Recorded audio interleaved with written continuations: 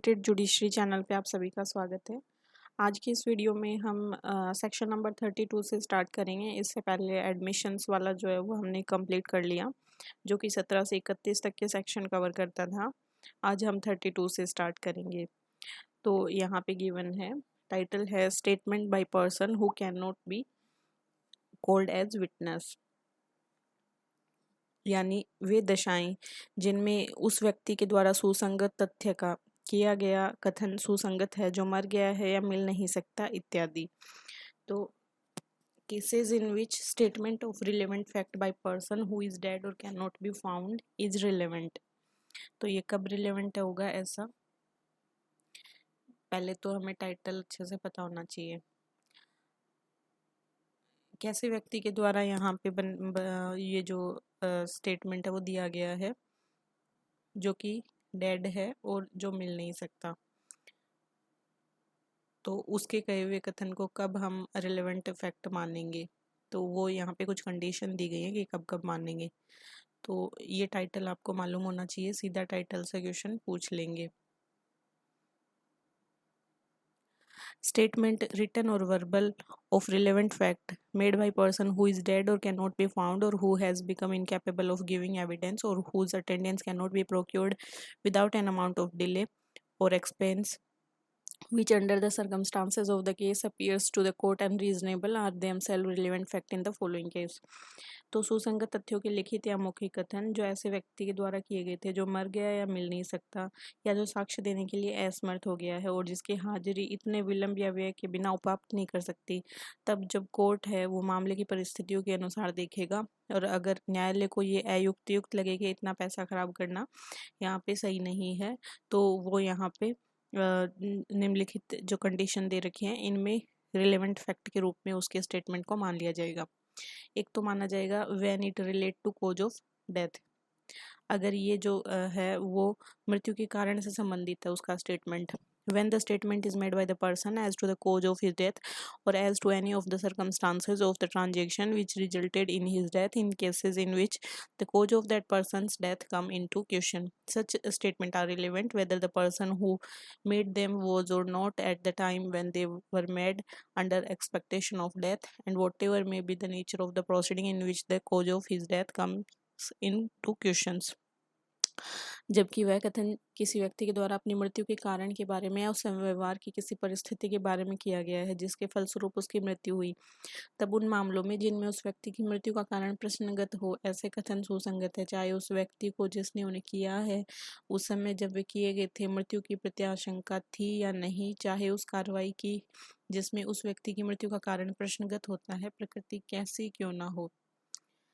अगला है और is made in course of business, when the statement was made by such person in the ordinary course of business, and in particular when it consists of any entry or memorandum made by him in book kept in the ordinary course of business, or in the discharge of professional duty, or of an acknowledgement written or signed by him, or of the receipt of money, goods, securities of property of any kind, or of document used in commerce written or signed by him, or of the date of a letter or other document usually dated, written or signed by him, अथवा कारोबार के अनुक्रम में किया गया है, जबकि वह कथन ऐसे व्यक्ति के द्वारा कारोबार के मामूली अनुक्रम में किया गया था, तथा विशेषतः जबकि वह उसके द्वारा कारोबार के मामूली अनुक्रम में आवृत्ति कर्तव्य के निर्वहन में रखी जाने वाली पुस्तकों में उसके द्वारा की गई किसी प्रविष्टि या किए गए ज्ञापन के रूप में, अथवा उसके द्वारा धन, माल, प्रतिभूतियों या किसी भी किस्म की संपत्ति की प्राप्ति की लिखित या हस्ताक्षरित अभिस्वीकृति है, अथवा वाणिज्य में उपयोग में आने वाली उसके द्वारा लिखित या हस्ताक्षर किसी दस्तावेज के रूप में है, अथवा किसी पत्र या अन्य दस्तावेज की तारीख के रूप में जो उसके द्वारा प्राय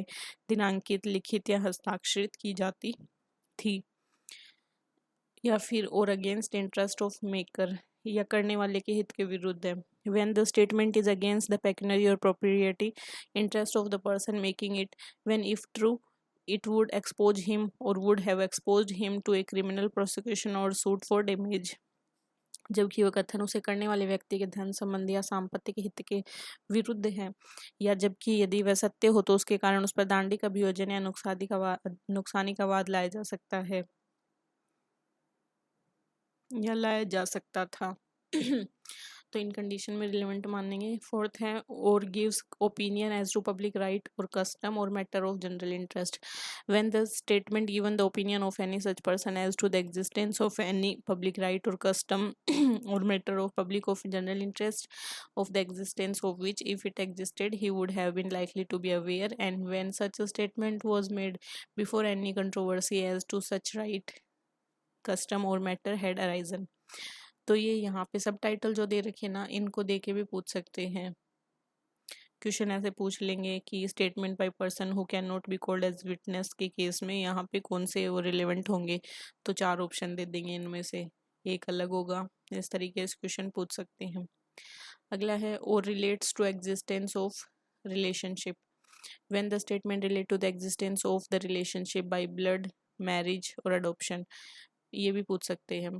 between person as to whom relationship by blood, marriage or adoption, the person making the statement had special means of knowledge, and when the statement was made before the question in dispute was raised।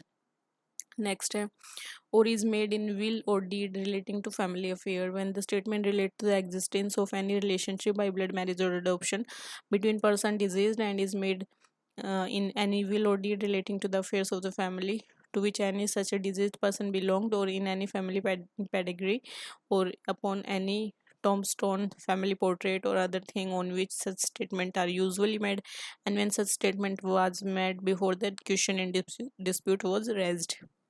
Next, or in document relating to the transaction mentioned in section 13 clause A, when the statement is contained in any deed, will or other document which relate to any transaction as is mentioned in section 13 clause A, या फिर or is made by several person and express feelings relevant to matter in question when the statement was made by a number of person and express feeling or impression on their part relevant to the matter in question। Illustration दे रखे हैं कुछ। पहला दे रखा है कि question है कि whether A was murdered by B, A का बी के द्वारा मर्डर किया गया। A dies of injury received in a transaction in the course of which she was ravished. The question is whether she was ravished by B. Now the question is whether A was killed by B under such circumstances that a suit lie against B by A's widow, statement made by A to the cause of his or her death, referring respectively to the murder, the rape and the actionable wrong under consideration, relevant fact हो जाएगा ये कि उसने death से पहले जो statement दिया था वो रिलेवेंट फैक्ट हो जाएगा। नेक्स्ट है the question is as to the death of age birth an entry date of age birth, an entry in the diary of a diseased surgeon regularly kept in the course of business stating that on a given day he attended his mother and delivered her his son is a relevant fact। तो एक ही birth के बारे में यहाँ पे question है कि 21 तारीख को बर्थ हुआ कि था, तो यहाँ पे जो सर्जन है जिसकी डेथ हो चुकी है उसकी एक डायरी थी, उस डायरी में उसके द्वारा लिखा गया है कि इस दिन उसने एक ही माता को यहाँ अटेंड किया और उसको पुत्र की प्राप्ति हुई, तो ये उसकी डायरी से ये रिलेवेंट फैक्ट है, वो माना जाएगा। The question is whether A was in Calcutta on a given day, तो यहाँ पे statement in the diary of a disease solicitor regularly kept in the course of business that on given day solicitor attendant A at a place mention in Calcutta for the purpose of the conferring with him upon specified business is a relevant fact, तो ये भी relevant fact हो जाएगा। Next है the question is whether A ship sailed from Bombay harbor on a given day, a letter written by deceased member of a merchant's firm by which she was chartered to their correspondent in London to whom the cargo was consigned stating that ship sailed on a given day from Bombay harbor is a relevant fact, तो ये भी relevant fact हो जाएगा। अगला है the question is whether rent was paid to A for certain land, a letter from A's deceased agent to A saying that he had received the rent on A's account and held it A's order is a relevant fact, ये भी relevant हो गया। फिर है कि question है कि ए और बी लीगली मैरिड हैं क्या, तो यहाँ पे एक डिजीज्ड क्लर्जीमैन का स्टेटमेंट कि उसने ही married them under such circumstances that the celebration would be a crime is relevant, तो उसके द्वारा ये कथन करा गया है कि उसने उनके शादी ऐसी स्थितियों में कराई थी, तो उसका कहा गया कथन जो है वो रिलेवेंट हो जाएगा। अगला है the question is whether a person who can not be found wrote a letter on in certain day, the fact that a letter written by him is dated on that day is relevant. ठीक है, यहाँ पे उसके द्वारा उस date को letter लिखा गया है वो रिलेवेंट हो जाएगा। नेक्स्ट है the question is what was the cause of the wreck of a ship, a protest made by captain whose attendance cannot be procured is a relevant fact। यहाँ पे प्रश्न है कि किसी पोत के ध्वंस का कारण क्या था, तो कप्तान द्वारा जिसकी हाजिरी उपवाप नहीं की जा सकती उसके द्वारा यहाँ पे प्रसाक्ष्य सुसंगत तथ्य है। The question is whether A given road is a public way, A statement by a diseased headman of the village that the road was public is a relevant state। अब यहाँ पे कि ये सड़क लोक मार्ग है या नहीं, तो किसी गांव के मृत ग्रामीण के द्वारा कहा गया कथन कि ये सड़क लोक मार्ग है, ये सुसंगत तथ्य माना जाएगा। अगला है the question is what was the price of grain on a certain day in a particular market. तो a statement of the price made by a deceased bania in the ordinary course of his business is a relevant fact. कि यहाँ पूछा गया है कि विशिष्ट बाजार में अमुक दिन अनाज की कीमत क्या थी, तो बोला गया है कि एक मृत बनिए के द्वारा अपने कारोबार के मामूली अनुक्रम में किया गया कीमत का जो कथन है वो सुसंगत तथ्य माना जाएगा। नेक्स्ट है द क्वेश्चन इज कि whether A who is dead was the father of B, A जिसकी मृत्यु हो चुकी है क्या वो बी का फादर था, तो ए स्टेटमेंट ए के द्वारा एक स्टेटमेंट दैट बी उसका बेटा है, ये रिलेवेंट फैक्ट हो जाएगा। नेक्स्ट है the question is what was the date of birth of A के बर्थ की डेट क्या है, तो a letter from A's deceased father to a friend, A के मृतक पिता के द्वारा अपने दोस्त को एक लेटर लिखा गया जिसमें उसने अपने बच्चे की डेट ऑफ बर्थ को अनाउंस किया, तो ये रिलेवेंट फैक्ट के रूप में मान लिया जाएगा। नेक्स्ट है the question is weather and when A and be married, तो एक एंट्री है मेमोरेंडम बुक में बाई सी डिजीज्ड फादर है जो कि बी का मृतक पिता है बी का, कि उसकी डॉटर की मैरिज है वो ए के साथ इस दिन हुई, तो ये रिलेवेंट फैक्ट होगा। अगला है ए बी को सू करता है for liable expressed in painted caricature exposed in a shop window। The question is as to similarity of the caricature and its libelous character. The remark of a crowd of spectators on these points may be proved। तो ये सब यहाँ पे 32 section से related था, काफ़ी बड़ा है 32 सेक्शन। इसके बाद है 33 सेक्शन। सेक्शन 32 क्या बात करता है, relevancy of certain evidence for proving in subsequent proceeding the truth of facts therein stated।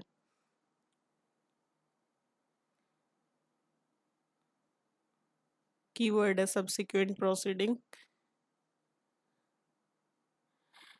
तो यहाँ दिया है कि evidence given by a witness in a judicial proceeding or before any person authorized by law to take it is relevant for the purpose of proving in a subsequent judicial proceeding or in a later stage of the same judicial proceeding the truth of the fact which it state when the witness is dead or cannot be found or is incapable of giving evidence or is kept out of the way by the adverse party or if his presence cannot be obtained without an amount of delay or expense which under the circumstances of the case the court considers unreasonable।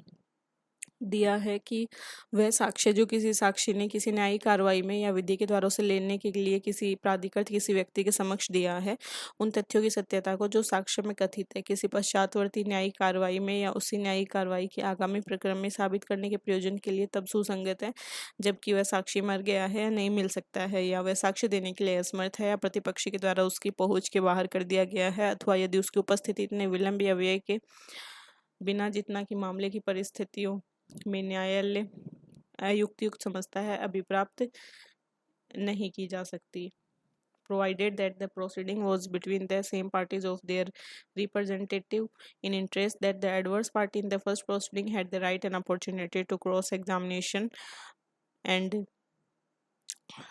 that the question in issue was substantially the same in the first as the second proceeding। दिया गया है कि परंतु वह तब जानता है कि जब कार्रवाई उन्हीं पक्षकारों या उनके हित प्रतिनिधियों के बीच में थी। प्रथम कार्रवाई में प्रतिपक्षी को परीक्षा का अधिकार और अवसर था। विवाद्य प्रथम कार्रवाई में सारते वही थे जो द्वितीय कार्रवाई में थे। एक्सप्लेनेशन में दिया है कि एक क्रिमिनल ट्रायल और inquiry shall be deemed to be a proceeding between the prosecutor and the accused within the meaning of this section. एक क्रिमिनल दांडिक विचारण या जांच इस धारा के अर्थ के अंतर्गत अभियोजक और अभियुक्त के बीच में कार्रवाई समझी जाएगी। अगला है statement made under special circumstances, विशेष परिस्थितियों में किए गए कथन। 34 है entries in book of account when relevant, लेखा पुस्तकों की प्रविष्टियों को कब सुसंगत माना गया है। टाइटल याद रखना है। Entries in books of account when relevant. Entries in the books of account, including those maintained in the electronic form regularly kept in the course of business, are relevant whenever they refer to a matter into which the court has to inquire, but such statement shall not alone be sufficient evidence to charge any person with liability. कारोबार के अनुक्रम में नियमित रूप से रखी गई लेखा पुस्तकों की प्रविष्टियां जिनके अंतर्गत वे भी हैं जो इलेक्ट्रॉनिक रूप में रखी गई हों, जब कभी वे ऐसे विषय का निर्देश करती है जिसमें न्यायालय को जांच करनी है सुसंगत है, किंतु अकेले ऐसे कथन ही किसी व्यक्ति को दायित्व से भारित करने के लिए पर्याप्त साक्ष्य नहीं होंगे। इलस्ट्रेशन में दिया है कि ए बी को सू करता है फॉर ₹1000 और शो करता है entry in his account books showing कि बी है B to be indebted to him to this amount. The entries are relevant but are not sufficient without other evidence to prove the debt. अब यहाँ पे B है वो क्या पे 1000 रुपए के लिए वाद लाता है और अपने लेखा भाइयों को दिखाता है, बोलता है कि यहाँ पे लिखा गया है कि बी है वो ये रुपए मेरे को देगा, इसका ऋणी है। तो ये रिलेवेंट तो मानेंगे कि भाई लिखा हुआ है, लेकिन ऋण साबित करने के लिए अन्य साक्ष्य के बिना पर्याप्त नहीं है, सफिशिएंट नहीं है। अगला है relevancy of entry in public record made in presence of duty. Entry in public record, इनकी रिलेवेंसी कब होगी? in performance of duty. An entry in a public or other official book, register, or record of an electronic record stating a fact in issue or relevant fact and made by public servant in the discharge of his official duty or by any other person in performance of duty especially enjoined by the law of the country in which such book, register, or record or any electronic record is kept is itself a relevant fact. कर्तव्य पालन में की गई लोक अभिलेख या electronic अभिलेख की प्रविष्टियों की सुसंगति, तो इस तरीके से अगर रखी गई हैं तो इनको सुसंगत माना जाएगा। अगला है 36 relevancy of statements in map, chart and plans. Statement of fact in issue of relevant fact made in published maps, charts generally offered for public sale or in public or in map or plan are made under the authority of the central government या state government as to matters usually represented or stated in such map, chart or plan.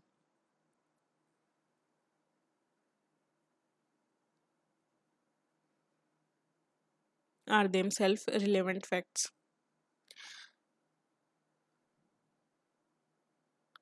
Next, relevancy of statement as to fact of public nature contained in certain act or notification.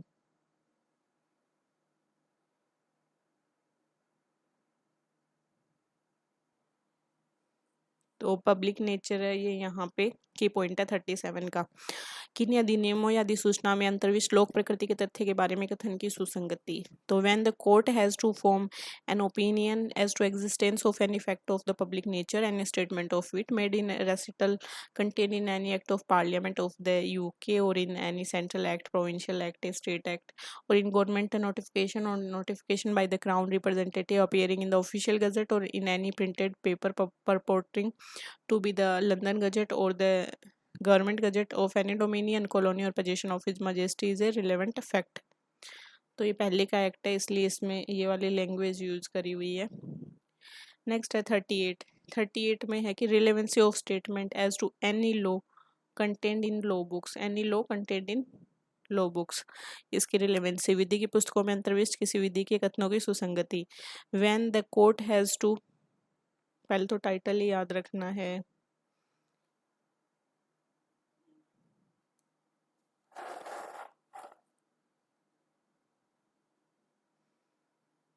$38 में है relevancy of statement to any law contained in law books. When the court has to form an opinion as to law of any country, any statement of such law contained in a book purporting to be printed or published under the authority of the government of such country and to contain any such law and any report of a ruling of the court of such country contained in a book purporting to be a report of such ruling is relevant.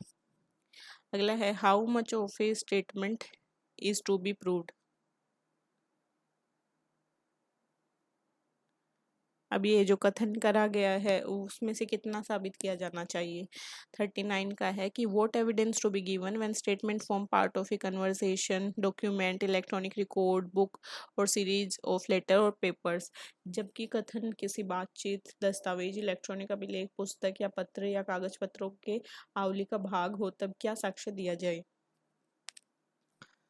When any statement of which evidence is given form part of a longer statement or of a conversation or part of a isolated document or is contained in document which forms a part of a book or is contained in part of electronic record or connected series of letter of papers, evidence shall be given of so much and no more of the statement, conversation, document, electronic records, book series, letter of papers as the court consider necessary in that particular case to the full understanding of the nature and effect of the statement and of the circumstances under which is made. अगला है judgment of courts of justice when relevant. न्यायालयों के निर्णय कब सुसंगत होते हैं। पहला तो है कि सेक्शन नंबर 40 प्रीवियस जजमेंट है वो रिलेवेंट होते हैं to bar a second suit और ट्रायल। द्वितीय वाद या विचारण के वारणार्थ पूर्व निर्णय है वो सुसंगत होते हैं। तो वही सब लिखा है कि the existence of any judgment order और decree which by law prevents any court from taking cognizance of a suit और holding a trial is a relevant fact when the question is whether such court ought to take cognizance of such suit or to hold such a trial।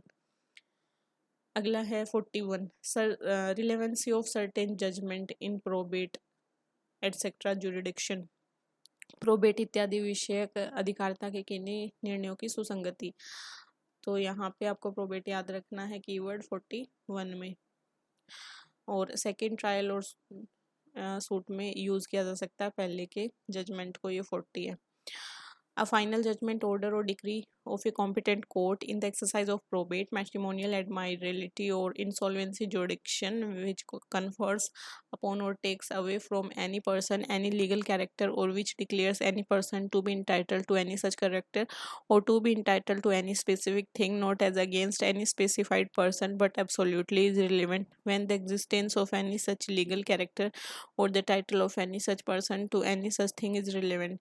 Such a judgment, order, or decree is conclusive proof that any legal character which it confers occurred at the time when such judgment, order, or decree came into operation, that any legal character to which it declare any such person is to entitled accrued to the person at the time when such judgment, order, or decree declares it to have accrued to the person, that any legal character which it takes away from any such person seized at the time from which such a judgment, order, or decree declared that it had seized or should seize, and that anything to which it declares any person to be entitled was the property of that person at the time from which such a judgment, order, or decree declared that it had been or should be his property।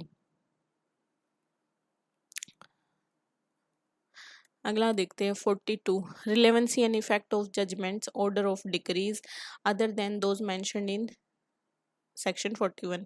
तो 41 के अलावा यहाँ पे relevancy बताइए कि 41 के अलावा जो मेंशन 41 में क्या है, उसके अलावा जो जजमेंट हैं, ऑर्डर ऑफ डिक्रीज है, उनकी रिलेवेंसी क्या है। तो जजमेंट, ऑर्डर और decree other than those mention in 41 are relevant as if they relate to matter of a public nature relevant to the inquiry but such judgment, order और decree are not conclusive proof of that which they state. अब A sue करता है B को for trespass on his land, B alleges the existence of a public right of way और the land which A denies the existence of A decree in favour of the defendant in A suit by A against C for a trespass on the same land in which C alleges the existence of the same right of way is relevant, but it is not conclusive proof that the right of the way exists। अब क्या है, वो अपनी भूमि पे trace पास करने के लिए, उस पर अत्याचार करने के लिए ख्यापेवाद लेता है। क्या उस भूमि पर मार के लोक अधिकार का अस्तित्व अभिकथित करता है जिसका को क्या डिनाई करता है। क्या फिर गय के विरुद्ध उसी भूमि पर अत्याचार के लिए वाद लाता है जिसमें गय ने उसी मार्गाधिकार का अस्तित्व अभिकथित किया था। प्रतिवादी के पक्ष में डिक्री का अस्तित्व सुसंगत है, किंतु वह इस बात का निश्चयक सबूत नहीं है कि वह मार्गाधिकार अस्तित्व में है। तो कंक्लूसिव प्रूफ नहीं होगा, वो रिलेवेंट तो होगा, कंक्लूसिव नहीं होगा। 43 में है कि judgment etcetera other than those mention in 40, 41 और 42 व्हेन रिलेवेंट। तो जजमेंट, ऑर्डर और decree other than those mention in 40, 41, 42 are irrelevant unless irrelevant होंगे unless the existence of such judgment decree or order is effect in issue or relevant under some other provision of this act, otherwise वो irrelevant होंगे। और यहाँ पे illustration दिए हैं कि ए और बी सेपरेटली सू करते हैं सी को for libel which reflects upon each of them. C in each case says that the matter is to be libellous is true and the circumstances are such that it probably true in each case और in either. A obtain a decree against C for damage on the ground that C failed to make out his justification. The fact is irrelevant between B and C. अब ए और B है वो किसी अपमान लेख के लिए जो उनमें हर एक पे यहाँ पे लांछन लगाता है, सी पर पृथक पृथक वाद लाते हैं। तो अब यहाँ पे जॉइंट नहीं है, पृथक पृथक है, इसलिए अब हर मामले में सी बोलता है कि वह बात जिसका अपमान लेखनीय होना भी कथित सत्य है और परिस्थितियाँ ऐसी है कि वैधि संभावित है या हर मामले में सत्य है या फिर किसी में नहीं है। तो सी के विरुद्ध ए इस आधार पर सी अपना न्यायोचित साबित करने में असफल रहा, नुकसानी की डिग्री अभी प्राप्त करता है। अब ये जो तथ्य है वो बी और जो सी है उसके बीच में इररिलेवेंट है क्योंकि बी का इसमें कोई रोल नहीं है। अगला है ए प्रोसिक्यूट करता है बी को फॉर एडल्टरी विद सी जो कि ए की वाइफ है।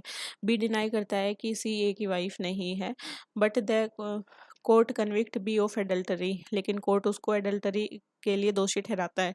Afterward C is prosecuted for bigamy in marrying B during A's lifetime. C कहती है कि वो ए की पत्नी कभी नहीं थी। The judgment against B is irrelevant as against सी।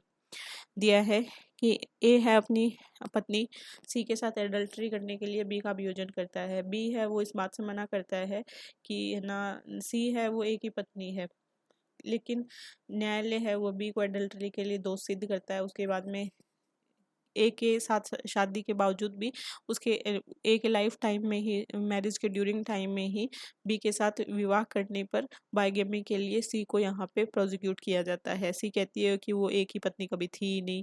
अब बी के विरुद्ध दिया गया जो निर्णय है वो सी के विरुद्ध इररिलेवेंट होगा। अगला है ए प्रोसिक्यूट करता है बी को for stealing a cow from him. B is convicted. A बोलता है कि बी ने उसकी गाय चुराई है और बी यहाँ पे आरोपी है। फिर A afterwards sues C for the cow which B had sold to him before his conviction. As between A and C the judgment against B is irrelevant. अब A है वो बोलता है कि वो जो गाय जो खैर ने चुराई थी वो उसने C को बेच दी थी, तो C पे वाद लाता है। तो B के विरुद्ध वह निर्णय कै और गै के बीच में irrelevant है। ए और सी के बीच में इररिलेवेंट है जो बी के अगेंस्ट में जजमेंट आया था वो। A has obtained a decree for the possession of land between land against B. C जो बी का सन है ए का मर्डर कर देता है। In consequence the existence of the judgment is relevant as showing motive for crime. A charged with theft and with having previously convicted of theft. The previous conviction is relevant as in fact of issue. A tried for the murder of B. The fact that B prosecuted A for the libel and A was convicted and sentence is relevant under section 8 as showing the motive of the fact in issue. Next 44. Fraud or collusion in obtaining judgment or incompetency of court may be proved. निर्णय अभिप्राप्त करने में कपट या दुस्संधि के द्वारा न्यायालय की अक्षमता साबित की जा सकेगी। Any party to suit or other proceeding may show that any judgment, order or decree which is relevant under section 40, 41, 42 and which has been proved by the adverse party was delivered by a court not competent to deliver it or was obtained by fraud or collusion. अगला है opinion of third person when relevant. अन्य व्यक्तियों की राय कब सुसंगत होती है। अब अन्य व्यक्ति में आएंगे एक्सपर्ट्स, तो 45 है ओपिनियन ऑफ एक्सपर्ट्स। तो when the court has to form an opinion upon a point of foreign law और साइंस और आर्ट और as to identity of handwriting को आइडेंटिफाई करना और फिंगर इम्प्रेशंस को, the opinion upon the point of person specially skilled in such foreign law, science or art or is in question as to identify of handwriting or finger impression as a relevant fact. Such person are called the experts. अब ये question पूछा गया था कि experts में कौन कौन आते हैं। इलिस्ट्रेशन है कि द क्वेश्चन है कि whether the death of A was caused by poison. अब ओपिनियन ऑफ एक्सपर्ट्स है कि उसमें वो बताएंगे कि सिम्टम जो उस पॉइजन की वजह से प्रोड्यूस हुए which A is suppose to have died are relevant. तो ऐसे यहाँ पे सिम्टम्स के बारे में बताएंगे तो उनके तथ्य है वो रिलेवेंट माने जाएंगे। अगला है the question is whether A at the time of doing a certain act was by reason of unsoundness of mind incapable of knowing the nature of the act as that he was doing that was either wrong or contrary to law. The opinion of experts की question whether the symptom जो A ने show किए commonly show कर रहे हैं unsoundness of mind and relevant and unsoundness of mind, and whether such unsoundness of mind usually render person incapable of knowing the nature of the act which they do, or of knowing that what they do is either wrong or contrary to law, are relevant. The question is whether a certain document was written by a another document is produced which is proved or admitted to have been written by a. The opinion of experts on the question whether the two documents were written by the same person or by different person are relevant, कि वो writing वगैरह को देख के बताएंगे तो relevant माने जाएंगे। नेक्स्ट है 45A, इम्पोर्टेंट है, काफ़ी पूछा गया है। Opinion of examiner of electronic evidence. When in proceeding, the court has to form an opinion on any matter relating to any information transmitted or stored in any computer resource or any other electronic or digital form. The opinion of the examiner of electronic evidence referred to in Section 79 of the Information Technology Act 2021 or 2000 is a relevant fact. For the purpose of this section, an examiner of electronic evidence shall be an expert. याद रखना है 45A, opinion of examiner of electronic evidence. 46, fact bearing upon opinion of experts. 46, fact not otherwise relevant are relevant if they support or are inconsistent with the opinion of experts when such opinion are relevant. The question is whether A को poison दिया था। The fact that other person जिन्होंने poison दिया था any other person who poisoned by that poison exhibited certain symptom which expert affirm or deny to be symptom of that poison is irrelevant. And the question is whether an obstruction to a harbor is caused by a certain seawall. The fact that other harbor similarly situated in other respect but where there were no such seawalls began to be obstructed at the about the same time, ये भी relevant fact माना जाएगा। Next opinion as to handwriting कब relevant होगी, 47 में दिया है। when the court has to form an opinion as to person by whom any document was written or signed, the opinion of any person acquainted with the handwriting of the person who by whom it is supposed to be written or signed that it was or was not written or signed by the person is a relevant fact. A person is said to be acquainted with the handwriting of another person when he has seen the person write or when he has received document purporting to be written by that person in answer to document written by himself or under his authority and addressed to that person, or when it is the ordinary course of business document purporting to be written by that person have been habitually submitted to him. The question is whether a given letter is in the handwriting of a merchant in the London. B है वो कलकत्ता में merchant है जिसने letter लिखे हैं A को और received letter purporting to be written by him. C जो है वो बी का क्लर्क है जिसकी ड्यूटी है कि एग्जामिन करना एंड फाइल बीज कोरस्पॉन्डेंस।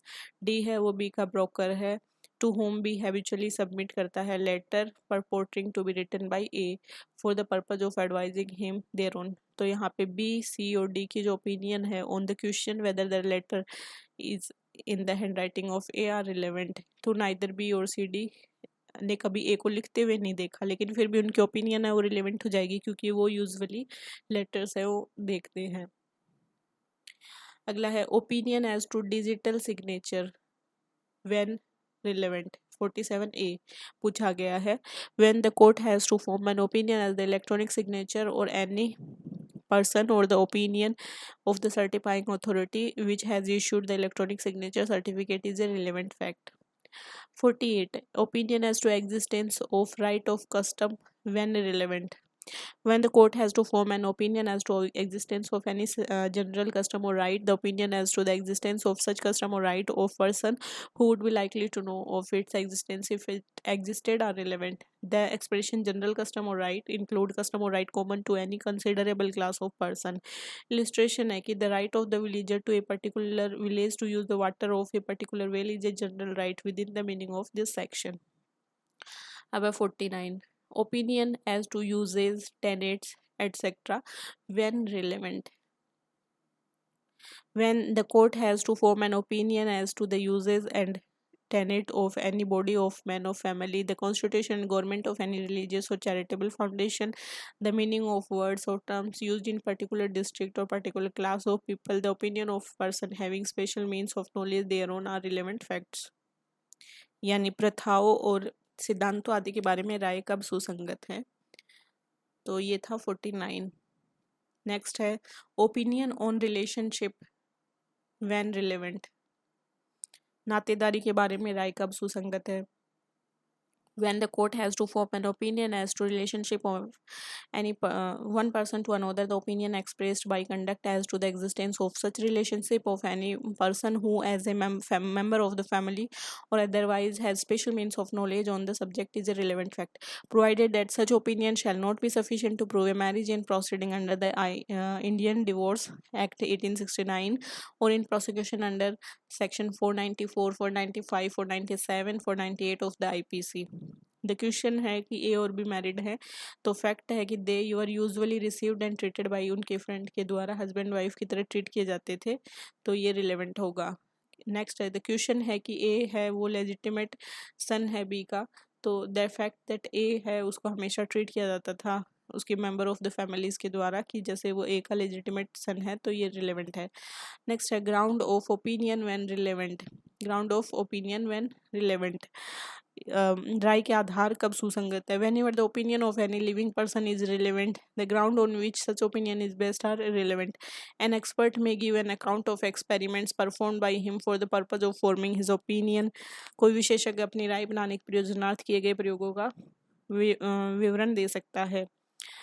तो ये हमारा कंप्लीट हो गया है 51 तक। नेक्स्ट हम स्टार्ट करेंगे कैरेक्टर वाले जो पॉइंट्स हैं उनको, जो कि 52 से 55 में कवर होते हैं, इनको नेक्स्ट वीडियो में करेंगे। So keep watching and keep sharing. Thank you so much. Have a nice day.